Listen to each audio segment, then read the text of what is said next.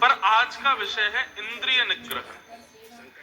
कई बार क्या होता है कि मन बार बार आज्ञा करता है तो इंद्रियां हमारी उस वस्तु की आदी हो जाती है।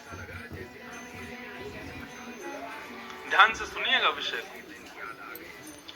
मन प्रारंभ करता है आज्ञा करने से, फिर इंद्रियां उस मन की इच्छा को मान करके उस वस्तु का भोग करती हैं। मन प्रसन्न हो जाता है, तृप्त हो जाता है।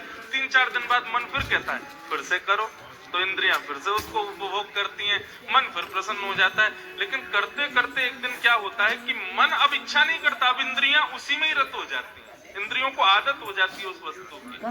जैसे कि व्यसनी व्यक्ति प्रथम बार पान करता है, तो पान क्यों करता है? मदिरा का। 4 लोग बैठे थे, दोस्त यार सब कर रहे थे, तो उसका मन हुआ कि मैं भी करूं। लेकिन उस समय हाथ कांपते हैं, जीभ मना करती है, बोले ये हमारे लायक नहीं है, इसको मत करो। लेकिन मन के आगे इनकी कहां चलती है, बेचारे पी लेते। तब भी जीभ चिल्लाती, अरे कड़वा था, अरे हाथ कहेंगे आज के बाद कभी नहीं छुएंगे इसको। लेकिन मन को सुख मिल जाता है तो मन 3-4 दिन बाद फिर इच्छा प्रकट कराता है, फिर 10 दिन बाद फिर इच्छा प्रकट, फिर धीरे धीरे क्या होता है, लत लगवा देता है इंद्रियों को, और फिर इंद्रियां बेचारी दूषित हो जाती। समझ में आ रहा है ना विषय? तो क्या करें कि जिनकी इंद्रियां भोगों में संलिप्त हो गई हैं, वो इंद्रियों से कैसे इसको बचाएं? बहुत सुंदर श्रीमद् भागवत में तो इतना सुंदर प्रसंग है ना, इन सब चीजों के विषय में बहुत अद्भुत ज्ञान दिया गया है। भागवत तो अद्भुत है। हमारे सुखदेव जी महाराज ने कृष्ण कथा को बाद में गाया, पहले राम कथा गाई है भागवत में। और वे क्या कहते हैं, बोले कृष्ण कथा में प्रवेश तभी मिलेगा जब राम जी को सुन लोगे। तो इसलिए अच्छा है आप लोग राम कथा सुन रहे हैं ताकि भागवत में प्रवेश मिले। भागवत बहुत ऊंची श्रेणी की स्थिति है। राम कथा में लगभग सब क्रम सब जानते हैं, सबको पता है लीला कैसे क्या है, आगे क्या होगा। उसमें कुछ नवीनता आ जाए तो आनंद आ जाता है। बाकी भागवत वो तो नवनीत चौरम, वो तो माखन चोर की लीला है। मतलब माखन चोर मतलब रोज रोज नया मक्खन चाहिए, बासा मक्खन नहीं। इसलिए श्रीमद् भागवत में रोज नवीन भागवत में एक बात कहते हैं कि भैया इंद्रियों को कैसे दबाया जाए। इसी गुजरात की भूमि पर एक बहुत बढ़िया भागवत के वक्ता हुए परम पूजनीय प्रातः स्मरणीय श्री डोंगरे जी महाराज। श्री डोंगरे जी महाराज अपनी कथा में कहा करते थे, माघ कृष्ण गणेश चतुर्थी व्रत कथा। अपनी प्रत्येक इंद्रिय को ठाकुर जी के लायक बनाओ। पार्वती जी ने पूछा, हे पुत्र, माघ के महीने में किस गणेश अभी आप अगर विचार करेंगे ना तो आप किन किन भावों से ठाकुर जी को बचते हो, तो आपके मन में आएगा आप नेत्रों से देखने में भक्ति करते हो, मतलब आंखों से भक्ति, कान से सुन रहे हो, कान से भक्ति, जीव से प्रसाद ले रहे हो, जीव से भक्ति है, जीव से नाम गा रहे हो, जीव से भक्ति। लेकिन आपसे कोई कहे भैया परिक्रमा कर लो, परिक्रमा नहीं होती है, हमसे प्रदक्षिणा नहीं कर सकते, मतलब पैरों से भक्ति नहीं कर सकते। आपसे कोई कहे मंदिर में जाके थोड़ा मार्जन करो, साफ सफाई करो, थोड़ा स्वच्छता रखो, मंदिर की सेवा करो, सेवा वेवा नहीं होती हमसे। कथा सुनवा लो, कथा गवा लो, दर्शन करवा लो, प्रसाद खवा लो, इसके अलावा कुछ मत करवाओ। ब्राह्मण रहते थे, ऐसा पुत्र को प्राप्त करने के पश्चात इनका राजा अम्बरीश की कथा आती है भागवत में, प्रत्येक इंद्रिय से ठाकुर जी का स्मरण करता था राजा होते हुए। भरण पोषण करती थी। उस ब्राह्मणी ने अपनी प्रत्येक इंद्रिय को ठाकुर जी के सेवा में लगाओ। हमारे भागवत में 10वें स्कंद में एक श्लोक आता है, मुझे बहुत प्रिय है। सदैव गोबर की गणपति जी की मूर्ति वाणी किया करती थी। माता दीक्षा मांगकर ही उसने तिल के 10 लड्डू बनाए। इसी के बाद उनका पुत्र गणेश जी की प्रतिमा अपने गले में बांधकर कहीं खेलने चला गया। तब एक चंडाल को मारने उस ब्राह्मणी के 5 साल के बालक को जबरदस्ती पकड़कर उसने हवा में बैठाकर आवे बंद कर दिया। मृत्यु के दर्शन को पकाने में कृष्ण की माता अपने बालक को ढूंढने लगी और तब उसके न मिलने पर बहुत दुखी हुई। ब्राह्मणी रोटी जलाती गणेश जी की प्रार्थना करने लगी कि हे गणेश जी, हाथी के समान बट वाले, विशाल काय वाले आप एक दुखियारी की रक्षा कीजिए। हे लंबोदर, हे विनायक, हे चार भुजाओं वाले, हे मस्तक भागवत जी में कहते हैं, करने वाले दयावंत, मैं हे पुत्र नाथ, के वीरा में दुखी हूँ, मुझ पर ऐसी कृपा करना कि मैं कानों से भी आपको सुनूं, आंखों से आपको देखूं, मुख से आपके गुणगान गाऊं, हाथों से आपके कीर्तन में करताल बजाऊं, आपके मंदिर में सेवा करूं, पैरों से नृत्य करूं, प्रदक्षिणा करूं, मेरी कोई भी इंद्रिय आपके भजन से वंचित ना रहे, ऐसी कृपा मुझ पर कर प्रत्येक इंद्रिय से आपको चाहूं ना, ऐसी कृपा मुझ पर। जैसे यदि कोई व्यक्ति अपनी एक इंद्रिय से भी भगवत स्मरण नहीं करता है तो मान लीजिए उसी इंद्रिय से पाप करेगा। जो इंद्रिय उसकी भगवत सेवा में नहीं है वही इंद्रिय उसको पाप की ओर ले जाएगी। मैंने डर कर एक तांत्रिक से इसकी वजह पूछी, उसने कहा तुम बिना बताए किसी के इसलिए केवल सुनने तक सीमित मत रहो, देखने तक सीमित मत रहो, किसी बालक को भेंट चढ़ाऊंगा, केवल गाने तक सीमित मत रहो, हर प्रकार की सेवा में निपुणता लाओ अपने अंदर, तब ये इंद्रियां सावधान होंगी, तब ये इंद्रियां ठीक होंगी। इसी धर्म ब्राह्मण का एक प्रकार से तुमको पता है क्या है? दर्शन आंखों की चिकित्सा, श्रवण तथा सुनने कानों की चिकित्सा, बालक की भेंट चढ़ा दो तो हवा पक भी जाएगा। भगवान नाम गाना ये वाणी की चिकित्सा, हो गया सुबह जब मैंने करताल बजाना, सेवा करना, ये हस्त कमल की चिकित्सा है, इससे ठीक होते हैं। धीरे धीरे विषयों से ये हटते हैं। अत्यंत विषयी व्यक्ति तब तक ठीक नहीं होगा जब तक उसकी सर्वांगीण इंद्रिय भगवत भजन नहीं करेगी। इसी को कहते हैं इंद्रिय निग्रह। इंद्रियों को निग्रहित करो। पहला बताया दम, मतलब मन को काबू में करो, और दूसरा बताया इंद्रिय निग्रह। इंद्रिय निग्रह मतलब प्रत्येक इंद्रिय को भगवत भजन में लगाओ। हमारे राम जी की सुंदर लीला में प्रसंग आता है कि राम जी वनवास के लिए गए हैं, तो जैसे वनवासी को रहना चाहिए बिल्कुल वैसे ही इंद्रिय निग्रह करके रखते हैं। अगर इंद्रिय निग्रह नहीं होता तो राम जी वन में टिक नहीं पाते। राम जी इंद्रिय निग्रही करके गए हैं। इसीलिए कभी कभी ऐसा वर्णन आता है कि कभी किसी जैसे चित्रकूट में रहते कोल भील आदि भी कभी कभी अपने घर से कुछ सामग्री ले आते थे, कभी राघव को अपने हाथ से पवाने के लिए। तो राम जी का स्वभाव ऐसा बताया गया कि कोल भील उनको एक दिन ही अनुमति थी सामग्री लाने की, बाकी की भगवान श्री राम कहते थे हम वनवास में हैं, हमारा व्रत रहता है। और व्रत में राम जी के बड़े व्रत थे। एक व्रत था किसी भी माता बहन का दर्शन नहीं करते थे, करते भी थे तो मातृभाव या बहन भाव से करते थे। ऐसे कई अनेक भी उनके व्रत बताए जाते हैं। उसमें एक व्रत ये भी था, नगर में प्रवेश नहीं करते थे, शहर में नहीं जाते थे, ग्रामीण क्षेत्रों में ही रहते थे, वन में ही रहते थे, वनवासी हैं। एक नियम राघव का एक काल प्रसादी पाने का भी था। एक समय ही भोजन करते थे, ज्यादा प्रसाद नहीं लेते थे, और उसमें भी कंदमूल फल ही खाते थे। लेकिन जैसे चित्रकूट में निवास कर रहे हैं तो कुल भीलों की बड़ी इच्छा होती थी कि हम भी कुछ पवाएं ठाकुर जी को। तो केवल सप्ताह में एक दिन अनुमति देते थे उनको कुछ सामग्री लाने की, और उसमें भी इतना संकोच करते थे राघव कि यदि सामग्री बहुत ज्यादा स्वादिष्ट आती थी तो उसका एक बार चख करके, और लगता था कि बहुत स्वादिष्ट है, जैसे कौशल्या मैया बनाती है, जैसे केके मैया बनाती है, वैसा ही स्वाद इसमें आ रहा है, तो राघव उसको जरा सा पा करके और फिर उसको प्रणाम कर देते थे, लक्ष्मण जी की ओर बढ़ा देते। लक्ष्मण जी पुनः उन्हीं को दे देते।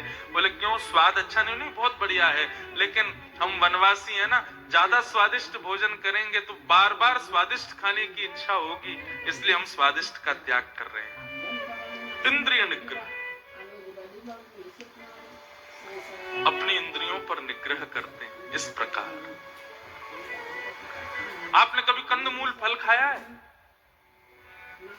हमने एक बार खाया था प्रयागराज में।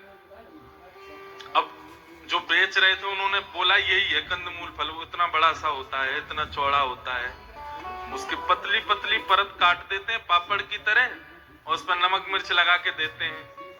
नमक मिर्च के संग खाओ तो बढ़िया लगता है, वैसे खाओगे तो आपको पता ही नहीं चलेगा कि इसका स्वाद क्या है। राम जी वही खाते थे।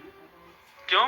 ज्यादा स्वादिष्ट सेब भी होते हैं वन में, बेर भी होते हैं वन में, आम भी होते हैं वन में, अंगूर भी होते हैं वन में, लेकिन राम जी सारे फल नहीं खाते, कंदमूल फल खाते हैं। क्यों? क्योंकि हमारी भागवत आज्ञा करती है जितम सर्वम जिते रसे, रसना को जिसने जीत लिया वो सारी इंद्रियों को जीत लेगा। तो राम जी ज्यादा स्वादिष्ट फल भी सेवन नहीं करते। क्यों? कहीं रसना को उसकी आदत ना हो जाए। इंद्रिय निग्रह। इस प्रकार हमारे श्री राम जी, श्री राघव अपनी इंद्रियों पर निग्रह करते हैं, इंद्रियों पर वशीकरण करते हैं। बंधुओं, हमें भी प्रयास करना है, एक एक करके इंद्रियों को लेकर के आओ कि इसको सुधारे, ऐसे सुधारे। हमारी बात देखेंगे हम, प्रसादी तो घिया की सब्जी, तोरई की सब्जी, रूखी रोटी, 2-3 रोटी बस ऐसी चलती है हमारी प्रसादी, ज्यादा नहीं। ज्यादा पकवान कहीं मिल जाते हैं तो भय लगता है, क्यों? इस कथा में इतने पकवान मिल गए, अगली कथा में नहीं मिले तो फिर व्याकुल हो जाएंगे। तो इसलिए थोड़ा इंद्रिय निग्रह करना पड़ता है। और एक बात और सत्य बताएं, इतनी कथा कह पा रहे हैं, 4 घंटा एक आसन पे बैठ पा रहे हैं, पूरे दिन पढ़ पा रहे हैं, ये सब भी इसीलिए क्योंकि रसना को जीता हुआ। हम कोई अपनी प्रशंसा नहीं कर रहे हैं, हम एक उदाहरण दे रहे हैं ताकि आपको विश्वास हो। इसलिए बंधुओं, इंद्रिय निग्रह करो। श्री राम जी 14 वर्ष वन में रहे, उसके पीछे कारण ही इंद्रिय निग्रह था। ये राम जी का 6वां लक्षण। हमारे पूज्य पिताजी महाराज के गुरुदेव अनंत श्री विभूषित श्री रामानुज प्रपन्नाचार्य गुरु जी, हमारी पूज्य माता जी उनका नियम बताती कि जैसे कभी माता जी रसोई बनाती थी, गुरु जी पाते थे, तो बोली अगर हम किसी दिन सोचते कि आज गुरु जी को बढ़िया कुरकुरी फूली हुई रोटी खवाएं, तो फूली हुई बढ़िया कुरकुरी रोटी घी रख करके देते गुरुजी को, तो गुरुजी उस रोटी को ऐसे मीड़ के और पानी में डाल देते थे, जल में, और जल में डाल के घोल के फिर उसको खाते। कोई बोलता, बोले गुरुजी आप क्या करते हो, आप ऐसे इसका रोटी का रूप क्यों बिगाड़ देते हो? कभी दाल बढ़िया बनती तो उसमें दही मिला देते, कभी सब्जी ज्यादा बढ़िया मिलती तो उसमें जल मिला देते। गुरुजी से पूछा आप ऐसा क्यों करते हैं? तो गुरुजी भी यही उत्तर देते थे, पिताजी महाराज के गुरुजी बोले ज्यादा स्वादिष्ट खाएंगे तो जीभ को आदत लग जाएगी अच्छा खाने की, इसलिए हमें अच्छा स्वाद लगता है तो हम बिगाड़ देते हैं ताकि जीभ को आदत ना लगे। सोचो, हम कर पाएंगे इन पर वशीकरण? संभव नहीं। ये सब बहुत जिद्दी बन चुके हैं बंधुओं। हमारे नेत्र, कान, आंख, जीभ, हाथ। आज के युवा इतने डिप्रेशन में क्यों हैं? आज का युवा इतना ज्यादा परेशान क्यों है? क्योंकि वो संसार से अटैचमेंट कर लेता है और फिर उससे डी अटैच नहीं हो पाता। डी अटैच ना होने का कारण इंद्रिय निग्रह नहीं है, इंद्रियां उसके वश में नहीं है। महंगे सामान लेना, महंगे कपड़े पहनना, महंगी वस्तुएं खाना, ऊटपटांग वस्तुओं का सेवन करना, और फिर उनसे इतना आकर्षित हो जाता है कि उससे बच नहीं पाता।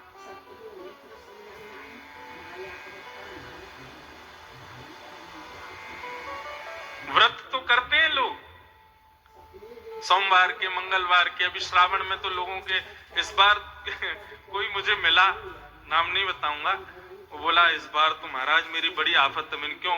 मैंने संकल्प लिया था कि मैं हर साल श्रावण में व्रत रखा करूंगा, इस साल ये अधिक मास की वजह से श्रावण बड़ा लंबा है, क्या करूं, इतना लंबा समय कैसे निकलेगा? कुछ उपाय हो तो बता दो, ऐसा कुछ कर लें कि जब तक अधिक मास नहीं आ रहा तब तक खा पी लें। मैंने कहा अरे भैया, इंद्रिय निग्रह, व्रत का मतलब मैंने एक दिन और बताया था, भोजन वस्तु का त्याग करना व्रत नहीं है, उसके प्रति इच्छा भी ना होना ये व्रत है। आपकी जिह्वा में पानी आ जाए अगर सामग्री देख के, तो व्रत तभी टूट जाता है आपका। इसलिए रसना को जीतो, प्रत्येक इंद्रियों का अधिकारी श्री राम और कृष्ण को बनाओ। प्रसाद का मतलब ही बंधुओं यही है, हम ठाकुर जी को अर्पित करके ही भोजन क्यों करते हैं? ताकि हमारी रसना बची रहे, क्योंकि भगवत भोग लगने के बाद में वो तामसी वस्तु नहीं है, वो सात्विक है। ऐसे हर वस्तु पहले ठाकुर जी को अर्पित करो, फिर उसको ग्रहण करो, इंद्रियां बची रहेंगी। नहीं तो बंधुओं ये बहुत खतरनाक हैं, हम सबकी हालत बिगाड़ के रख देंगे। इंद्रिय निग्रह, ये राम जी का एक गुण है। और इंद्रिय निग्रह है, इसीलिए 14 वर्ष वन में हैं। इंद्रिय निग्रह नहीं होता तो शायद राघव विलाप करते, जाने से पहले पिता को 10 बार कहते कि मेरा अपराध क्या है, पूछते तो सही। इंद्रिय निग्रह था, इसीलिए एक बार भी नहीं कहा कि मेरा अपराध क्या, तुरंत चले गए। इंद्रिय निग्रहित व्यक्ति का त्याग में ज्यादा श्रम नहीं करना पड़ता उस व्यक्ति को, लेकिन जिस व्यक्ति का इंद्रिय निग्रह नहीं है वो त्याग नहीं कर पाएगा। वस्तुओं को छाती से लगा के बैठा रहेगा, ये मेरी मेरी मेरी, मैं इसके बिना रह ही नहीं सकता। संसार में हर वस्तु बिछुड़ जानी है, इसलिए इंद्रिय निग्रह करके अपने आप को त्यागशील बनाओ। श्री राम जी के त्याग और भाव से ये पूर्ण होता है कि वो इंद्रिय निग्रहित है। तो धृति, क्षमा, दम, अस्तेयम, शौच, इंद्रिय निग्रह, कितने लक्षण हो गए? 6। अब कितने बचे? धी, विद्या, सत्यम और अक्रोध, ये 4 लक्षण बचे हैं। कथा 3 दिन की बची है, तो एक दिन 2 लक्षण एक साथ बोल देंगे तो क्रम पूर्ण हो जाएगा। राजा रामचंद्र भगवान की। और अब प्रसंग आता है, जय मंगल मूर्ति मारुति नंदन, सकल मंगल मूल निकंदन, सकल मंगल मूल निकंदन, मंगल मूर्ति मारुति नंदन। अभी जब मैं कथा में प्रथम राम राघव रक्षमाम कीर्तन कर रहा था, तो उसी समय मेरे को चिंतन तो चल ही रहा है, कथा जब चलती रहती दिमाग में, तभी एक श्लोक याद आया, तो मैं तुरंत पंडित जी से भागवत जी मांगी। हमारी भागवत जी में हनुमान जी ने एक बात कही है, श्री हनुमान जी महाराज कहते हैं, तो इसलिए मैंने तुरंत भागवत जी को मांगा। मैंने कि उसी बात से ही आज के हनुमान जी के मंगल प्रसंग को प्रारंभ करेंगे।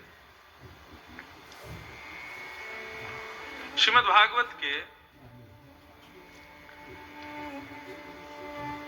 5वें स्कंद में जहां पर मनवंतरों का वर्णन किया गया है, बहुत विस्तृत है, तो वहां पर प्रत्येक मनवंतर और उस मनवंतर में कौन भगवान है, वहां उनकी कौन सेवा करते हैं, इस प्रकार से वहां पर भाव बताए गए हैं। तो किम पुरुष वर्ष में 7 वर्ष भी हैं, जैसे हमारा भारत वर्ष है भी है, एक उनमें से किम पुरुष वर्ष। किम पुरुष वर्ष में भगवान राम जी मुख्य देव के रूप में विराजमान होते हैं और श्री हनुमान जी उनकी वहां आराधना सेवा करते हैं। तो वहां पर हनुमान जी महाराज स्तुति गाते हुए श्री राम जी से एक बहुत सुंदर बात कहते हैं। वो बात मुझे लगी कि भागवत में हनुमान जी कह रहे हैं, तो उसी से आज की कथा का प्रारंभ हो। हनुमान जी कह रहे हैं कि ना जन्म नूनम महतो न सौभगम, न वांग न बुद्धि न कृति स्थितो वशहेतु, तैर्द्विशिष्टानपि नो बनौकश, चकार सख्येवत लक्ष्मणाग्रज। श्री हनुमान जी महाराज कहते हैं, लोग हमसे आकर के पूछ रहे हैं कि हे हनुमान जी, ऐसी कृपा करके हमको कोई भी युक्ति बताओ जिससे हम भी राम जी के आश्रित हो जाएं, आपकी तरह राघव हमको भी स्वीकार कर लें। तो श्री हनुमान जी महाराज मुस्कुराते हुए कहते हैं कि राम जी को प्राप्त करने के लिए न जन्म नूनम महतो न सौभगम, श्रेष्ठ कुल में जन्म लेना जरूरी नहीं है राम जी को प्राप्त करने के लिए। सौभाग्यवती होना जरूरी नहीं है, सौभाग्यवंत होना जरूरी नहीं राम जी की प्राप्ति के लिए। नवांग न बुद्धि स्थित तोष हेतु, न बहुत वाणी की शुद्धता होना, बहुत बुद्धिमान होना, सर्वांगीण योग्यता से योग्य परिपूर्ण होना भी जरूरी नहीं राम जी की प्राप्ति के लिए। और यदि आपको मेरी बात पर विश्वास ना हो रहा हो तो मुझे ही देख लीजिए। क्यों? बोले हम बानर हैं, ना हमारे शब्द सुंदर होते हैं, ना हमारी जाति सुंदर है, ना हमारा जन्म सुंदर है, ना हमारे आकार विकार सुंदर हैं, ना बानर इतने बुद्धिमान होते हैं, लेकिन उसके बाद भी चकार सख्यवत लक्ष्मणाग्रज, लक्ष्मण के अग्रज भाता राम जी ने हमको अपने हृदय से लगाया और अपना दास बनाया। इससे ये बात परिलक्षित होती है कि ऊंचे कुल में जन्म लेना, बहुत बुद्धिमान होना, बहुत गुण से युक्त होना राम जी की प्राप्ति के लिए जरूरी नहीं है। बस क्या? निर्मल मन जन सो मोह पावा। हनुमान जी कह रहे हैं आप निर्मल हो जाओ, बस हम बानरों की तरह निर्मल हो जाओ, हृदय में छल कपट ये सब मत लाओ, तब राघव आपको स्वीकार करेंगे। यदि ऊंचे कुल में जन्म लेने से राम जी मिलते तो रावण बहुत ऊंचे कुल में जन्म लिया था, पुलस्त्य ऋषि के खानदान में उसका जन्म हुआ था। यदि बहुत बुद्धिमान होने से राम जी मिलते तो रावण में 10 बुद्धियां थी, एक भी नहीं 10 थी। बहुत बलवान होने से राम जी प्रसन्न होते तो रावण के पास में सारे गुण थे, लेकिन रावण के पास में प्रेम नहीं था।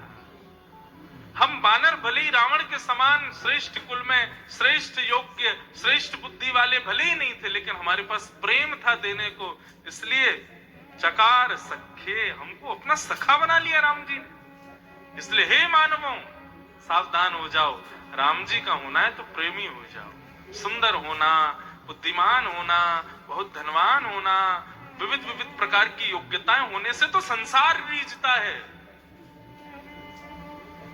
और एक और बात क्या है, बहुत चतुर होने से भी संसार रीझता है।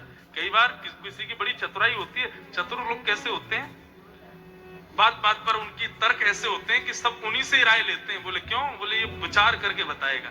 लेकिन ऐसे व्यक्ति को समाज तो बहुत बढ़िया योग्य मानता है, बहुत चतुर है, बहुत बढ़िया शुद्धि इसकी योग्यताएं हैं, बहुत जल्दी निर्णय ले लेता है, लेकिन ऐसा व्यक्ति ठाकुर जी को प्राप्त नहीं कर सकता। इसका मतलब ये मत समझिए कि निर्णय लेने वाला व्यक्ति कोई अगर यहाँ बैठा हो वो सोचे कि मुझे तो राम जी कभी मिलेंगे ही नहीं। बिल्कुल मिल जाएंगे, लेकिन चतुर बनने से, चतुर व्यक्ति चतुर क्यों होता है? वो इसीलिए चतुराई दिखाता है ताकि सब लोग मुझ पर रीझ जाएं। ओहो बादे, इसने क्या बढ़िया निर्णय लिया।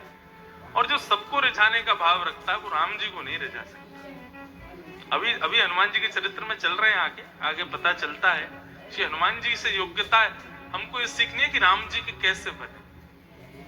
रूप नहीं था, गुण नहीं था, स्वभाव जन्म आदि कुछ भी नहीं था, फिर भी बानरों को राम जी ने स्वीकार कर लिया। ये हमको श्री हनुमान जी से सीखना। तो ये बात हनुमान जी ने भागवत में पंचम स्कंद में कही थी, तो मुझे लगा कि आप सबके मध्य में इस भाव को कहूं। श्री हनुमान जी जो कह रहे हैं कि भैया वही बात है गोस्वामी जी जो कहते हैं निर्मल मन जन सो मोह पावा, मोह कपट छल छद्र न भावा। वहां तो कपट छल छद्र की बात की है, यहाँ तो हनुमान जी कह रहे हैं कुछ भी नहीं हो, केवल प्रेम हो तो भी राम जी आपको स्वीकार करें।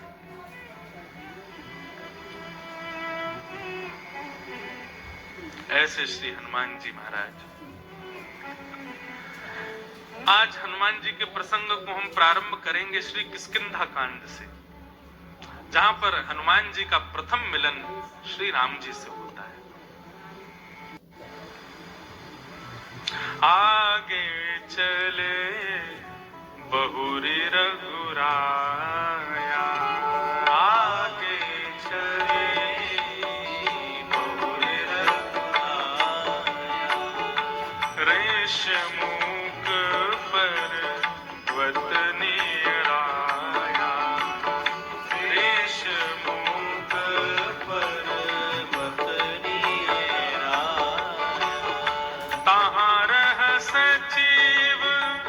सहित सुग्रीवा,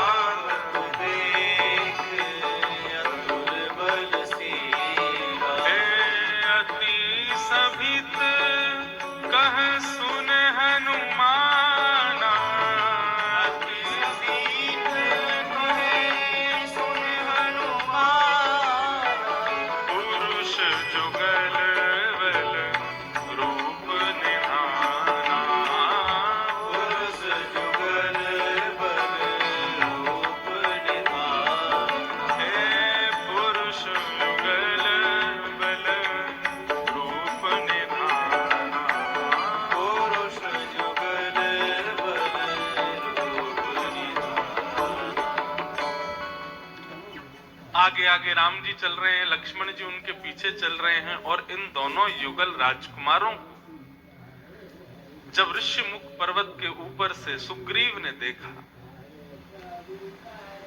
तो देखते ही अत्यंत पहले तो आकर्षित हो गए राम जी के श्री मुख को देख करके, लेकिन घबराए और अपने सचिव श्री हनुमान जी से कहा, हनुमान, मुझे लगता है कि ये दोनों जो राजकुमार आ रहे हैं हाथ में धनुष बाण लिए हैं, जरूर बाली भैया ने इनको भेजा होगा मुझको मारने के लिए। तुम जाकर के इनका परिचय तो लो, ये कौन है। अब आज जब ये प्रसंग मैं पढ़ रहा था तब मेरे मन में एक जिज्ञासा प्रकट हुई, क्या यही प्रथम मिलन हो रहा है हनुमान जी का राम जी से?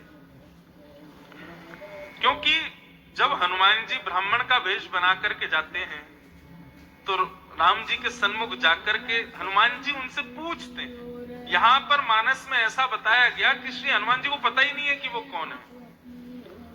को तुम श्यामल गौर शरीरा, हनुमान जी पूछ रहे हैं, एक ब्राह्मण का रूप धारण करके गए और राम जी के सामने जाकर के प्रणाम किया, और ब्राह्मण वेश में हनुमान जी आए हैं तो ब्राह्मण को देख करके तो राम जी लक्ष्मण जी उनको बड़ा सत्कार करते हैं, तुरंत रुक गए, प्रणाम किया।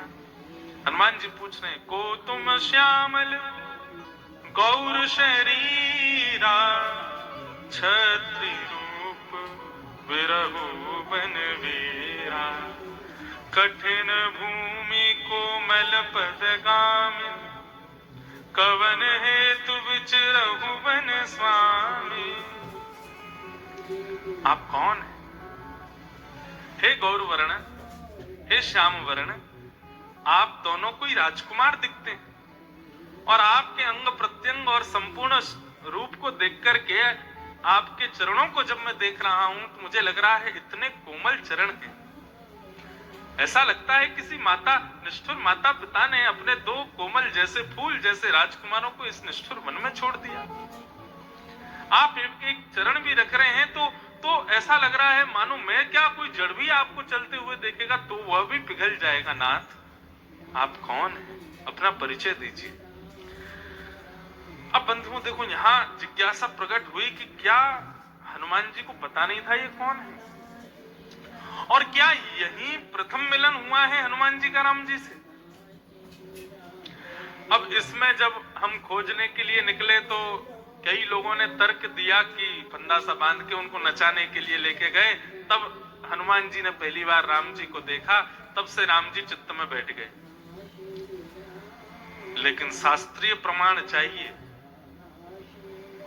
और दूसरा प्रश्न मन में यह प्रकट हो रहा था कि हनुमान जी सुग्रीव के साथ क्यों रह रहे हैं? रहते पवन देव के साथ में रहते, अपने निवास अपने घर में रहते, सुग्रीव के साथ में उनका क्या संबंध था जो वो सुग्रीव के साथ में रह रहे हैं? और आज राम जी आए तो फिर हनुमान जी को क्यों नहीं पता कि ये राम जी? और जैसे अभी राम जी बाद में बताएंगे कि मैं कौशले से दशरथ के जाए, हम पितु वचन मनि बन आए। अपने पिताजी की वाणी मानकर के हम वन में आए, हम कौशलपुर राजा दशरथ जी के पुत्र हैं। नाम राम लक्ष्मण दो भाई, संग नारी सुकुमार सुहाई। यहाँ हरि निश्चर वही देहि, विप्र फिरहि हम खोजत ते। राम जी ने जब परिचय दिया कि हम दशरथ के पुत्र हैं, हमारी गृहिणी साथ में थी सीता, और एक दुष्ट ने आकर के उनका हरण कर लिया है। जैसे ही बताया, अभी तक तो हनुमान जी परीक्षा के भाव से एक ब्राह्मण वेश में खड़े थे, लेकिन जैसे ही राम जी बोले कि हम दशरथ के पुत्र हैं, पिता की आज्ञा मान के आए हैं, हमारी पत्नी का हरण हो गया है, ये छोटे भैया लक्ष्मण हैं, हम इनके बड़े भैया राम हैं। राम शब्द सुनते ही हनुमान जी महाराज का तो शरीर कंपन होने लगा, अपने वास्तविक रूप में आ गए। प्रभु पहचानी परयुग ही चरना, सो सुख उमा जाए नहीं वरना। शंकर जी सुना रहे हैं ना पार्वती जी को, उस सुख का वर्णन नहीं कर सकते कि हनुमान जी ने जैसे ही पहचाना कि राम जी, तुरंत चरणों में गिर गए। अब मेरे को ये बात पच नहीं रही थी कि हनुमान जी को पता नहीं था कि ये राम है। तो कई सारे मन में जिज्ञासाएं प्रकट हो रही थी कि सुग्रीव के पास क्यों थे, अपने माता पिता के साथ क्यों नहीं थे, राम जी को पहचानते नहीं थे, बताया उसके बाद पहचाने, इन सबके पीछे कारण क्या है। तब एक शास्त्रीय प्रमाण प्राप्त हुआ, ध्यान से सुनना। हनुमान जी के गुरु कौन है? कौन गुरु हैं हनुमान जी के? अरे बताओ, जोर से बोलो। सूर्य। जब दो चार इनकी आंख बंद है गई, खुल तो जाएंगी। प्रेम से बोलो जय सिया राम। तो श्री हनुमान जी के गुरु कौन? सूर्य। सूर्य गुरु थे। और सब जानते हैं कि श्री हनुमान जी महाराज पीछे पग करके चलते थे और अपने गुरु से आज्ञा लेते थे, पढ़ते थे, शिक्षा ग्रहण करते थे। शिक्षा पूर्ण होने के बाद में हनुमान जी ने चरणों में प्रणाम करके अपने गुरु सूर्य से कहा कि हे नाथ, अब मैं गुरु दीक्षा देना चाहता हूं, अपने गुरु को क्या दीक्षा प्रदान करूं, कृपा करके मुझे बताओ। तब सूर्य नारायण ने उनको आज्ञा दी, बोले शिष्य, अभी त्रेता युग चल रहा है और इस त्रेता में मुझ सूर्य का बहुत बड़ा सौभाग्य है, क्योंकि मेरे वंश में साक्षात श्रीमन नारायण, साक्षात जगत नियंता जगदाधार राम रूप धारण करके आने वाले, साक्षात भगवान। और हनुमान जी की जिद थी कि मुझे भगवान से मिलाओ। तो सूर्य नारायण ने वही कहा, तुम्हारी भी इच्छा है कि तुमको भगवान से मिलना है और हमारी गुरु दक्षिणा भी तुमको देनी है, तो फिर चलो यही बात कि हमारा सौभाग्य है कि त्रेता में हमारे वंश में भगवान श्री राम आने वाले। मैं चाहता हूं कि तुम मुझे गुरु दक्षिणा देना चाहते हो और अपनी जिज्ञासा पूर्ण करना चाहते हो, तो मेरे वंश में उत्पन्न होने वाले तुम्हारे गुरु तुल्य ही हैं वो। ऐसे भगवान श्रीमन नारायण जब राम बन करके आएंगे तो तुम उनके सेवक बनना, उनकी रक्षा करना, उनकी सेवा करना, उनका शिष्यत्व, मेरे प्रति जो भाव तुम्हारे हैं वही प्रति उनके, क्योंकि गुरुपुत्र गुरु समान होता है और श्री राम जी एक प्रकार से वंश में जन्मे तो गुरुपुत्र ही हैं, तुम्हारे लिए वही गुरु समान है। तुमको उनकी सेवा करनी है, उनकी रक्षा करनी है, उनका दासत्व निभाना है। हनुमान जी बोले जो आज्ञा गुरुवर, मैं निश्चित करूंगा, लेकिन मुझे कैसे पता चलेगा कि राम जी का अवतार हो गया है या ये राम जी, मुझे कैसे अब इस बात की पहचान होगी। तब सूर्य नारायण ने बताया कि मेरा पुत्र है, मेरे दो पुत्र हैं, बाली और सुग्रीव। एक बार अपनी गृहिणी को हरण जान करके उनकी खोज करते हुए राम जी मेरे पुत्र के पास आएंगे, सुग्रीव के पास, और जब वो अपनी पत्नी का पहचान पूछने के लिए सुग्रीव से मदद मांगेंगे तो तुमको पता चल जाएगा कि यही वो राम है, यही वो नारायण है जिनकी तुमको दासत्व स्वीकार करनी है। इसलिए अब तुम मेरे पुत्रों के साथ में निवास करो, उनके सचिव बनकर के उनके साथ रहो और प्रतीक्षा करो। गुरु मंत्र राम ही है तुम्हारा, इस राम राम राम राम मंत्र का जाप करो, अपने आप को योग्य बनाओ, और जैसे ही वो शुभ घड़ी आएगी सुग्रीव से मिलने के लिए, अपनी पत्नी की खोज करने के लिए, जब मदद मांगने के लिए वही भगवान, तब उनके चरण पकड़ करके तुम उनकी सेवा करना। तब ये शास्त्रीय प्रमाण प्राप्त हुआ कि हनुमान जी सुग्रीव के पास क्यों थे और इतनी देर से पहचान क्यों नहीं पा रहे थे कि यही राम जी हैं।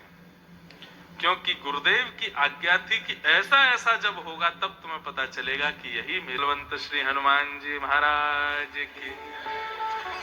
हनुमान जी का प्रथम गुण क्या सीखा आपने अभी?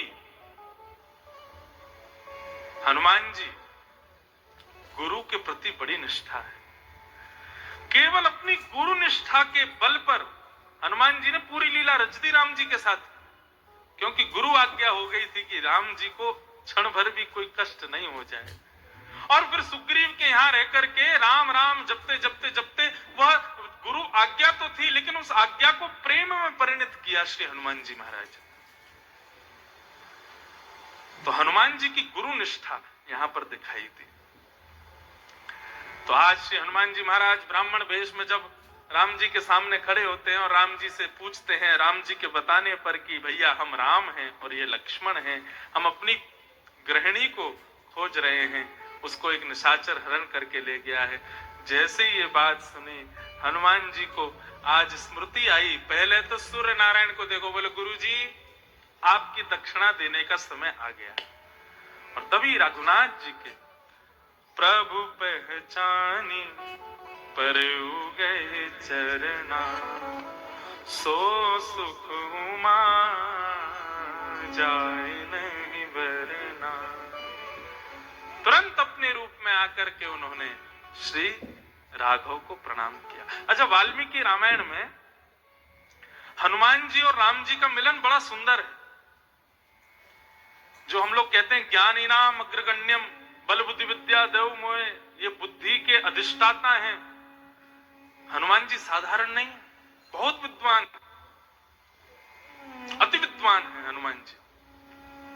और हनुमान जी की बुद्धि की पराकाष्ठा पता चलती है वाल्मीकि रामायण में जब श्री राम जी से हनुमान जी मिलते हैं। हनुमान जी को जब राम जी ने बताया कि हम राम हैं और अपना परिचय जब दिया, तो उसके बाद हनुमान जी ने प्रणाम किया और प्रणाम करके आंखें लाल हैं, अश्रुबिंद गिर रहे हैं। अब स्थिति नहीं है बोलने की कुछ, क्योंकि जिनकी प्रतीक्षा में कर रहा था वो मेरे सामने खड़े।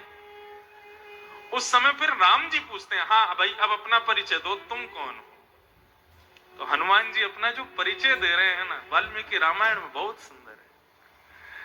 हनुमान जी कहते हैं कि देह बुद्ध्या तुदासो हम, जीव बुद्ध्या त्वदंशक, आत्म बुद्ध्या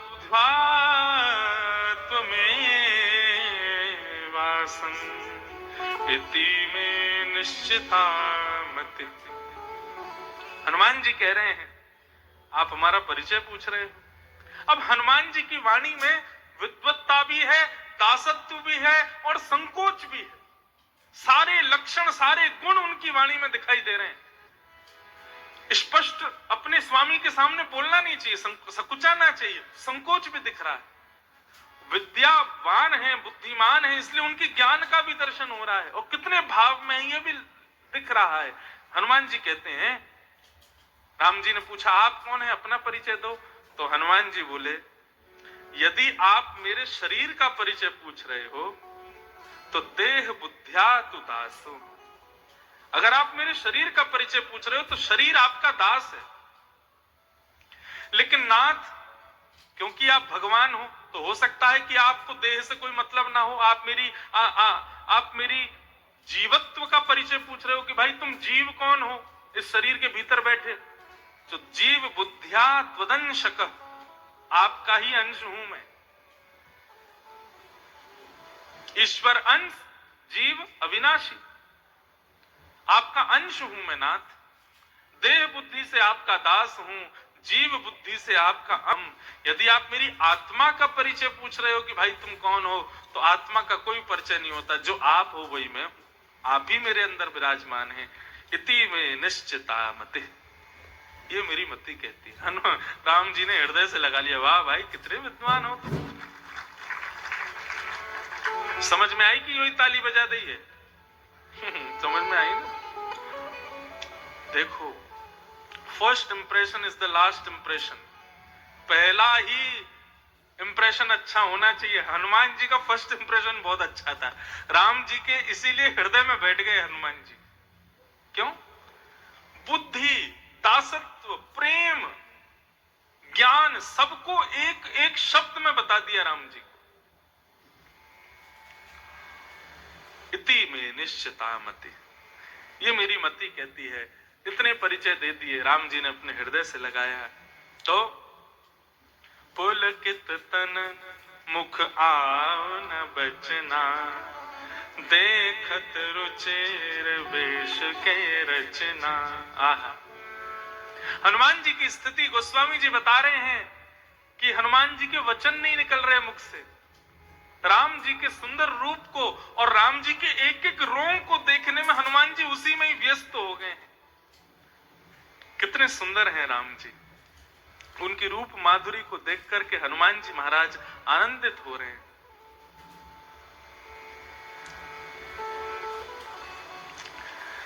इस प्रकार हनुमान जी का प्रथम मिलन श्री राम जी से हुआ। तब हनुमान जी के दैन्य का भाव यहां पर प्रस्तुत किया गोस्वामी जी ने। यद्यपि नाथ बहु अवगुण मोरे, सेवक प्रभु ही परे जन बोरे। नाथ जीव तब माया मोहा, सो निस्तरय तुम्हारे छोहा। तापर में रघुवीर दुहाए, जानऊ नाहि कछु भजन उपाय। इस प्रकार हनुमान जी महाराज ने अपने दासत्व का, दीनत्व का वर्णन किया। गोस्वामी जी उसका वर्णन करते हैं। राम जी ने अपने हृदय से लगाया, हृदय से लगा करके अत्यंत प्रसन्न हो गए। हनुमान जी महाराज को देख करके राम जी बोले, अब आगे हम किस प्रकार अपने सीता जी को ढूंढें? हनुमान कुछ उपाय बताओ। तब हनुमान जी ने बताया, बोले महाराज आप बिल्कुल चिंता ना करें, हमारी मां जरूर मिलेंगी। ये सामने जो पर्वत है ऋष्यमुख पर्वत, इस पर कपिराज सुग्रीव विराजमान है। आपकी आज्ञा हो तो मैं आपको उनके पास ले चलूं, वे हमारी सहायता अवश्य करेंगे। तब राम जी की आज्ञा मान करके दोनों भाइयों को अपने कंधे पर विराजमान करके हनुमान जी विशाल काय रूप में प्रकट हो गए और लेकर के राम जी को ऋष्यमुख पर्वत पर पधारे। सुग्रीव से मिलन हुआ। सुग्रीव ने चरणों में प्रणाम करके बार बार धन्य भाग्य कहा कि मेरे धन्य भाग्य हैं कि आपके मुझे दर्शन हुए। आज सुग्रीव ने बाली का पूरा विषय तो अभी वो बताएगा भी, लेकिन वह एक प्रकार से अपने भाई से मिले अत्याचार को आज वो आशीर्वाद भी मानता है और यह शास्त्राज्ञा भी।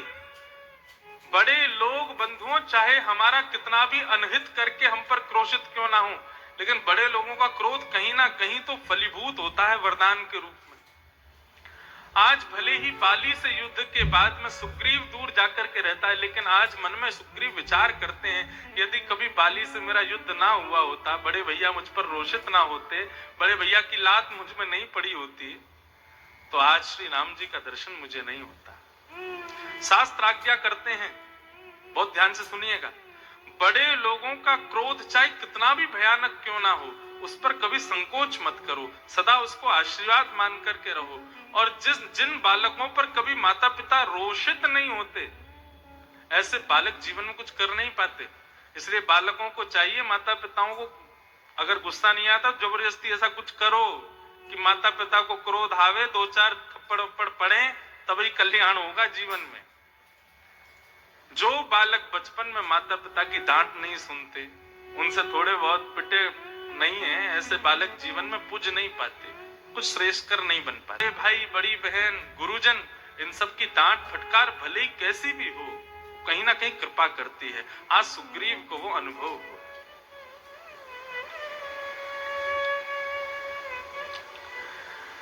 सुग्रीव जी महाराज राम जी के चरणों में प्रणाम करते हैं, बोले नाथ आप इतने सुकोमल हैं, इतने सुंदर हैं, इस वन में विहंगम वन में विचरण क्यों कर रहे हैं? तब राम जी ने बताया कि 14 वर्ष का वनवास है, लेकिन अभी एक निशाचर ने हमारी जानकी जी का हरण कर लिया और लेकर के वो दक्षिण की ओर गया। हम उन्हीं को खोज रहे हैं। तब सुग्रीव ने एक स्मृति बताई, बोले नाथ मुझे शायद ऐसा लगता है कि कुछ दिन पूर्व एक विमान आकाश से जा रहा था और उस विमान में एक कन्या राम राम राम शब्द उच्चारण कर रही थी। राम राम हा राम पुकारी, हमई देख दीने उपटदारी, मागा राम तुरत तुहि दीना, पट उरलाए सोच अति कीना। वो राम राम राम शब्द उच्चारण कर रही थी। हम बानर गुफा से निकल करके आकाश की ओर देखने लगे तो हमको देख करके उन्होंने एक पटका और कुछ वस्तुएं ऊपर से फेंकी। राम जी बोले कहां है वो? तभी श्री जानकी जी के सुंदर वस्त्र का एक भाग जब राम जी को दिया तो राम जी हृदय से लगा करके रुदन करने लगे, जानकी जी की याद आने लगी।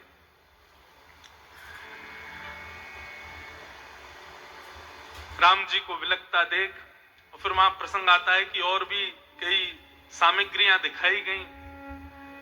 लक्ष्मण जी ने चरण की पाजेब देख करके बताया, बोले ये हमारी भाभी जानकी जी की हैं, क्योंकि मैं नित्य चरण दर्शन करता था इसलिए मैं जानता हूं ये उन्हीं की। तो ये निश्चित हो गया कि रावण यहीं से लेकर के वो निशाचर गया है जानकी जी को। तब सुग्रीव ने कहा, बोले महाराज आप बिल्कुल चिंता ना करें, मैं निश्चित ही जानकी जी का पता लगाने में आपकी सहायता करूंगा, परंतु मेरा भी एक कष्ट सुन लीजिए। मैं और मेरे भाई हम दोनों का युद्ध चल रहा है, वे मेरे से बड़े नाराज हैं। राम जी बोले क्या बात है जरा बताओ तो। तब बाली ने सुग्रीव ने पूरी कथा बताई। बोले एक मायावी राक्षस था, उसने आकर के मेरे भाई बाली को ललकारा, बाली उसके पीछे भागा तो एक गुफा में चले गए दोनों, मैं साथ में ही था। बाली मुझसे कह के गया, बोले 15 दिन तक प्रतीक्षा करना, नहीं आऊं तो तुम वापस चले जाना, राजपाट संभालना। मैंने 30 दिन तक इंतजार किया लेकिन बाली नहीं आया। तो 30 दिन बाद मैंने रक्त की धार आती देखी, मुझे लगा शायद बाली की हत्या हो गई है। मुझे लगा वो मायावी राक्षस कहीं हमारे नगर पर आक्रमण ना कर दे, इसलिए मैंने विशाल पर्वत से उस गुफा को ढक दिया। और जैसे ही लौट करके आया तो सब लोगों की राय मानकर के मैंने राजगद्दी को स्वीकार कर लिया।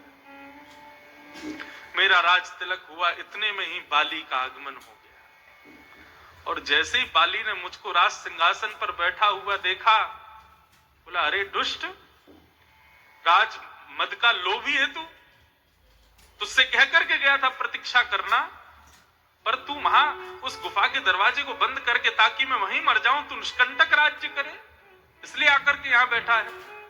मैंने बहुत समझाने का प्रयास किया लेकिन बाली ने मेरी नहीं सुनी और मुझे लात मार करके अपने राज्य से बाहर कर दिया। और मुझसे कहा है कि आइंदा दिख मत जाना।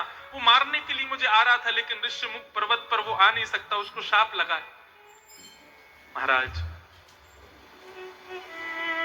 मेरा भाई बहुत बलवान है, परंतु एक दोष उसमें है जिस दोष के कारण मुझे अत्यंत ग्लानि होती है कि उसने मुझे तो बाहर किया लेकिन मेरी गृहिणी को अपने पास ही रख लिया।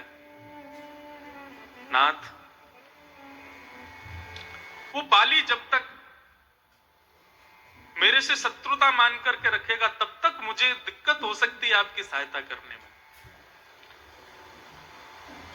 राम जी बोले तुम बिल्कुल चिंता मत करो, हम बाली का वध करेंगे, बाली से तुमको मुक्त करेंगे, तुम्हारी शत्रुता को हम नष्ट करेंगे। हम तुम्हारा एक काम करेंगे पर तुम जानकी जी की खोज में हमारी मदद करना। सुग्रीव बोला ठीक है महाराज, मैं ऐसा निश्चित करूंगा, लेकिन जितने वृक्ष हैं इन वृक्षों को जो एक बाण से भेदन कर देगा वही मार सकता है बाली को। राम जी ने एक बाण की प्रत्यंचा चढ़ा करके छोड़ दिया, सारे वृक्षों के पत्तों को भेदन कर दिया। तब जाकर के सुग्रीव को विश्वास हुआ कि ये बाली को मार सकते हैं। सुग्रीव ने जाकर के बाली को ललकारा तो बाली की पत्नी ने बाली को समझाया, बोले नाथ आज सुग्रीव से लड़ने के लिए मत जाइएगा। बोले अरे ये दुष्ट आकर के मुझको ललकार रहा है बाहर।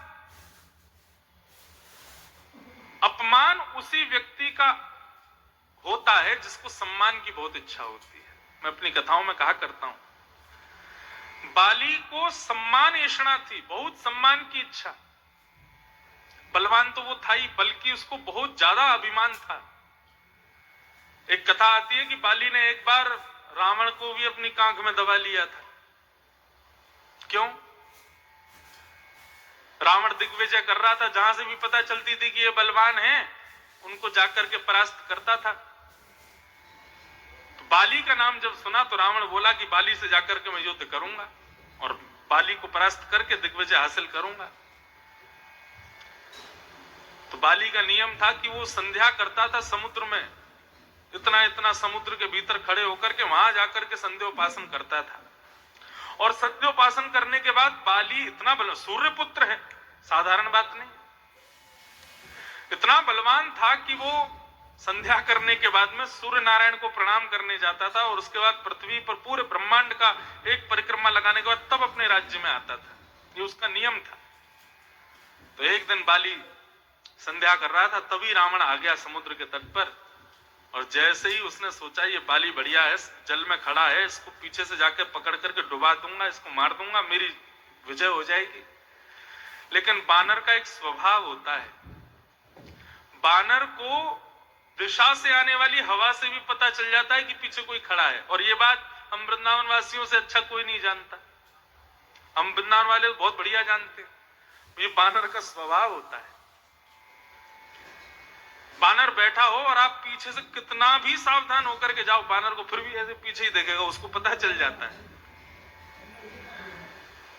और एक और बानर का स्वभाव होता है, जैसे कि बंदर आपके कभी खिड़की पे आके बैठ जाए तो आप कोई वस्तु सामग्री खिड़की के अंदर थोड़ा समीप रख दो, तो बंदर का एक स्वभाव है, जैसे आपने सामग्री इधर रख दी तो बंदर ऐसे बैठ जाएगा, देखेगा उसी को, लेकिन हमको ऐसा दिखाएगा कि विपरीत देख रहा है। और आप उस सामग्री को थोड़ा उस तरफ रख दो, उधर रखोगे तो ऐसे हो जाएगा, ऐसे ऐसे देखेगा। ऐसे कई मानवों के भी स्वभाव होते हैं। हाँ, वो कई बार जब पंगत खाने बैठे होंगे आप तो देखा होगा, बगल वाले को ज्यादा मिलता है तो स्वभाव भी है, ये बानर स्वभाव भी है। हम लोग तो ब्राह्मण देवता है ना, हम तो पंगत आदि कहीं कहीं पाते रहते, तो इस बात का बड़ा अनुभव होता है। और हमारे यहाँ तो एक और पेज लगती है, ब्राह्मणों की एक पहचान है कि वो लिफाफे के बाहर से पता कर लेते हैं कि इसमें कितना है।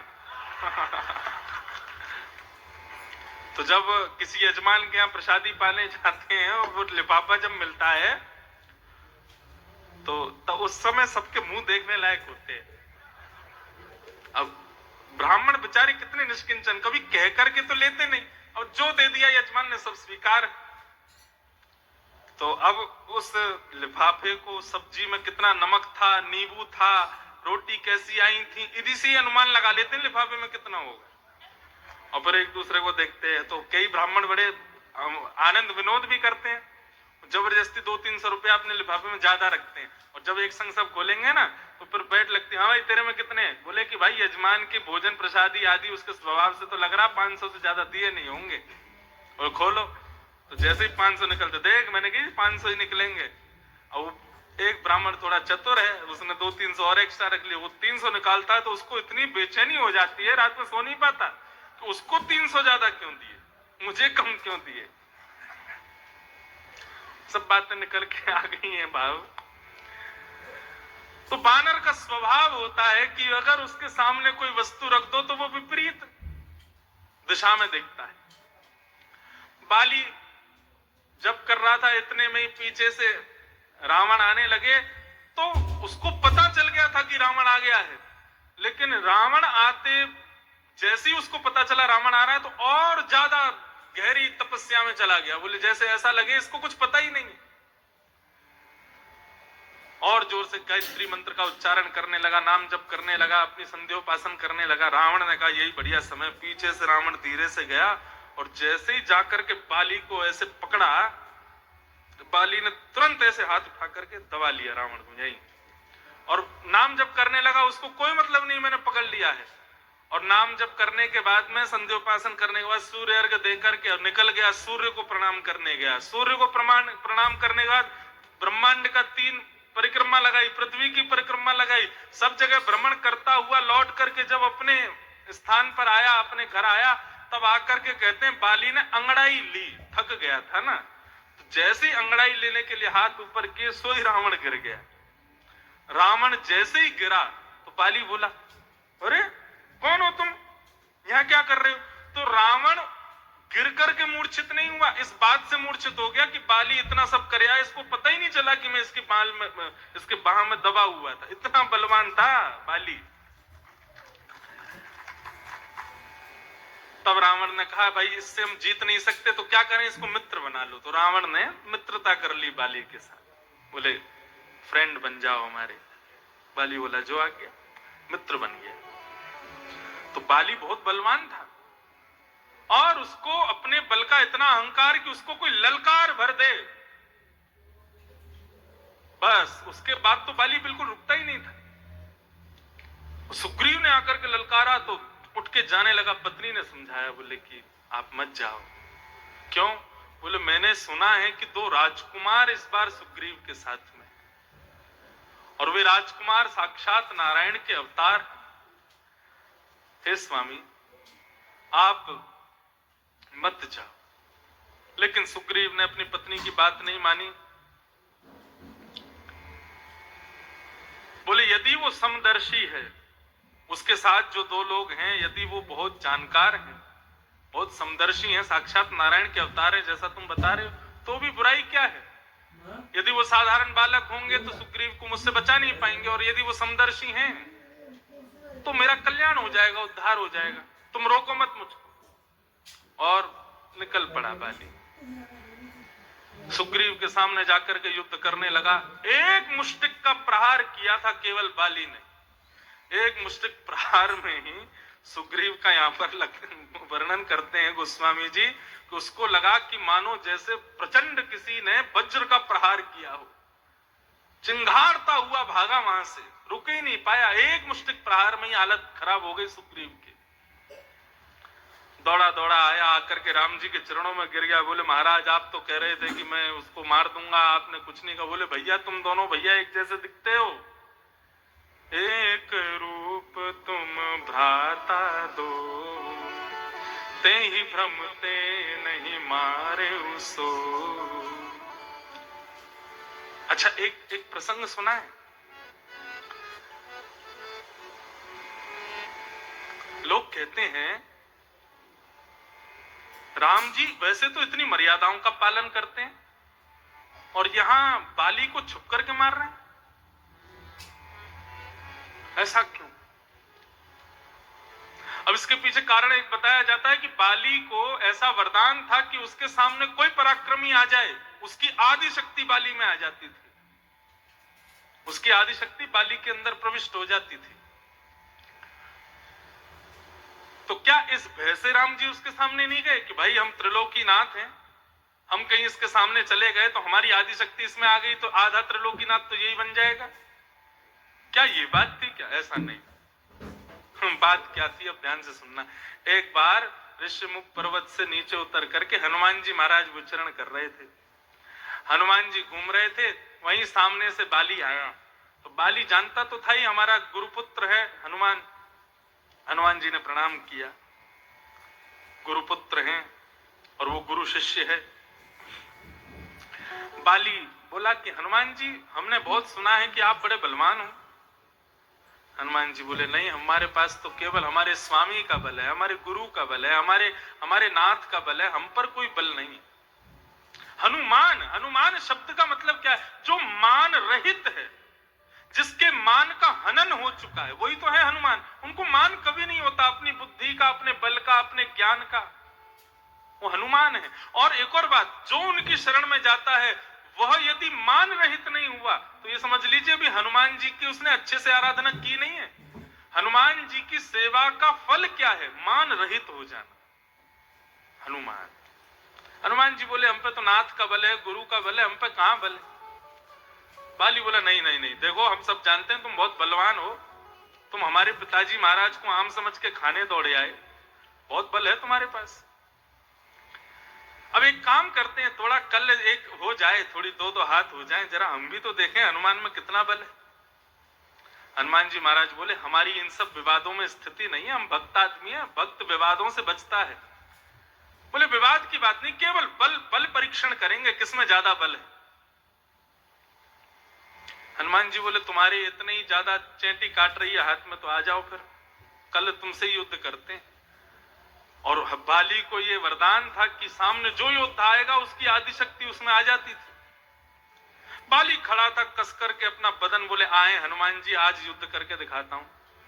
हनुमान जी जैसे ही बाली के सामने युद्ध करने के लिए आए और हनुमान जी के आधे बल ने जैसे ही बाली के अंदर प्रवेश करना प्रारंभ किया, बाली का शरीर फटने लगा, नसें फटने लगी, सिर घूमने लगा, सिर पकड़ करके चीखने चिल्लाने लगा, ज्वर चढ़ने लगा, लाल ताम्र वर्ण हो गया बाली का। इतने में आकर के कुछ बानरों ने हनुमान जी से कहा आप सामने से हटो नहीं तो मर जाएगा ये। क्यों? हनुमान जी का आधा बल भी बाली सहन नहीं कर पा रहा था। बाली में इतनी सामर्थ्य नहीं कि हनुमान जी के उस बल को अपने अंदर रख सके। तो तर्क ये निकला कि राम जी छुपके क्यों थे? बोले भैया हमारे दास के बल को तो ये सहन नहीं कर पाया, यदि हम सामने चले गए तो सामने जाते ही मर जाएगा, ये रुक ही नहीं पाएगा। त्रिलोकी का भार मेरे सिर पर है, यदि आधा भार भी इसके सिर पर आ गया तो जमीन में रसातल में चला जाएगा बाली। इसलिए राम जी छुपे हुए थे।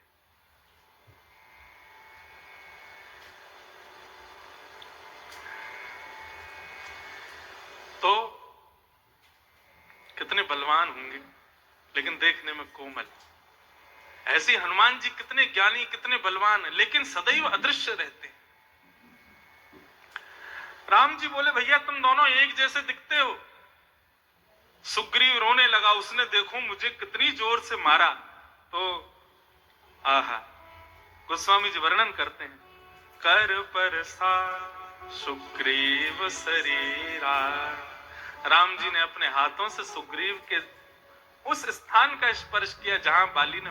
राम जी क्यों इतना कर रहे हैं सुग्रीव के लिए? क्यों? क्योंकि सुग्रीव ने वचन दिया है कि सीता जी को खोजेगा, भक्ति को पुनर्स्थापित करने का वचन दिया है, उसके लिए राम जी कुछ भी करेंगे। समीप बुलाकर के मेली कंठ सुमन के माला, पठवा पुनि बल दे विशाला। अपने गले से एक सुंदर सुमनों की माला उतार करके राम जी ने बाली के गले में पहना दी, सुग्रीव के गले में पहना दी।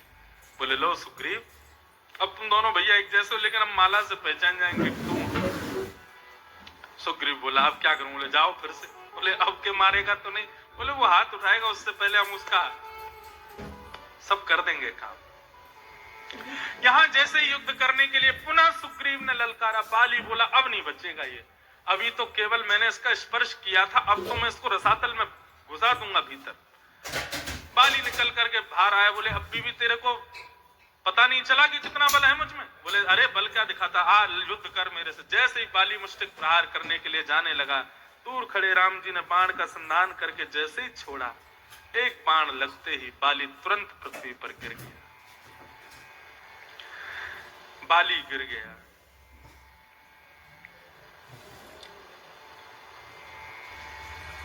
बाली के गिरते ही राम जी समीप आए। कहते हैं कि बाली अचेत हो गया था, मरणासन स्थिति में आ गया था, लेकिन जैसे ही उसने राम जी को देखा, तो राम जी को देखते ही बाली पुनर्बैठ गया, उठ करके बैठ के खड़ा हो गया। उनकी रूप कांति को देख करके, रूप कांति देख करके बाली अत्यंत प्रसन्न हो गया, मानो उसकी भी पीड़ा जैसे दूर हो गई हो। राम जी को देख करके बाली ने भगवान को बारंबार प्रणाम किया। धर्म हेतु अब तरऊ गुसाई, धर्म हेतु अब तरऊ गुसाई, मारे हूँ मोहि व्याध की नाई, मारे हूँ मोहि व्याध